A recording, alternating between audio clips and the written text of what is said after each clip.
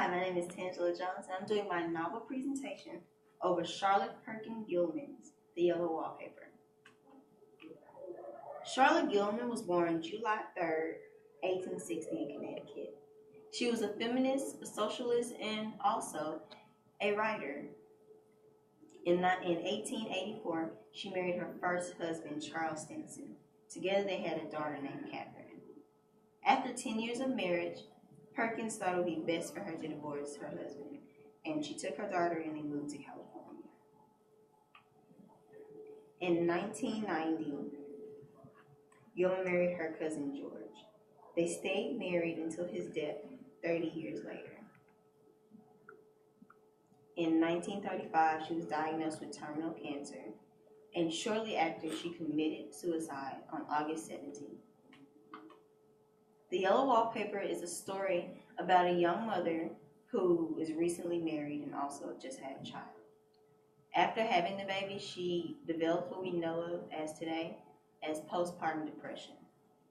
But at that time, doctors didn't know about that, so they thought she was just tired after childbirth. So they told her to stay on bed rest until further notice.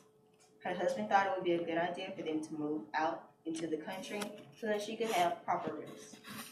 Little did he know that that would backfire on him, and the country house made his wife lose his mind because she became fixated on the yellow wallpaper that surrounded the room that she was in. Eventually, his wife becomes so fixated that she sees women in the wallpaper and makes it her personal mission to free the women. As a result, he walks in on her one day, ripping all the wallpaper off the wall and crawling on all fours. He faints, and his wife believes that she has set all the women free. The main character in this novel is the narrator. It's told from her point of view, and it's written as if it's her journal. Although she is nameless, many people believe that her name was Jane. She is a young middle-class woman who recently had a baby and is newly married. Her doctor, who is also her husband, believes she is suffering from tiredness and a slight hysterical tendency. The next character is John. John is the narrator's husband and physician. He loves her very much, but he doesn't understand that his treatment is only hurting his wife. The next character is Jenny. Jenny is John's sister and the housekeeper. She also seems to take the wife's place, and that makes her jealous. She starts taking care of the child, and the child becomes more fond of Jenny than she is of its own mother. This story was written during the Progressive Era. During this time, many women started getting the first jobs that they had in their life. The economy was booming, and even though all this goodness was happening, people still didn't know a lot about women's health, and they didn't know about postpartum depression and other things women face. Because of this, many women were thought to be insane when they were really just depressed after having a baby. Out of this movement came the Harlem Renaissance as well as the feminist movement. The main theme in this story is oppressive control. Although the narrator believes her husband loves her, he locked her away in a room and went about his life. And because of that, it led to her becoming insane. One form of symbolism in the story is the wallpaper itself. The wallpaper shows the demise of the narrator's mental state.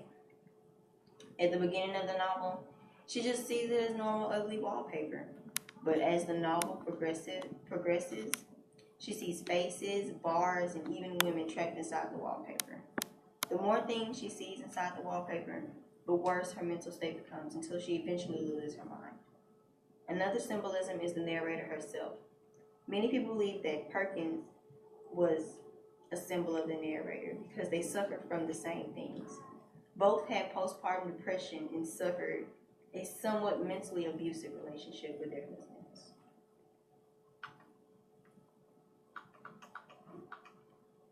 There are two types of irony presented in this story. The first is dramatic irony. Dramatic irony is when the audience or readers know something that the main characters don't. In this instance, it's the room itself. The narrator believes that she is inside a nursery, but really she's inside an old insane asylum. Situational irony is also presented in this novel. Situational irony is when a character does something thinking it would have good effects, but the total opposite happens. In this case, John thought that treating his wife with bed rest would only make her better, but it just made her go insane. Overall, I thought this was a really good novel and it was a good read. I felt that it had great use of the literary elements needed to make a novel, and it kept my attention, as most novels sometimes don't. It was a feminist and American classic, and I feel that all women and men should read this novel. Thank you.